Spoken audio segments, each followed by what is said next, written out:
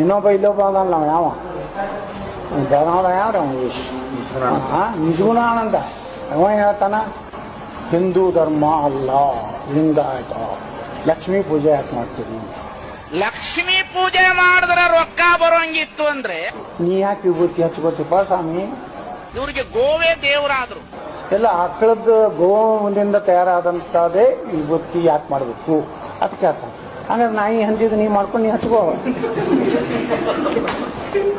ನೀ ಯಾಕೆ ಆಕಳದ ಹಚ್ಕೋತಿ? ನೀ ಯಾಕೆ ಕ್ಯಾಮಿ ಹಾಕೋತಿ?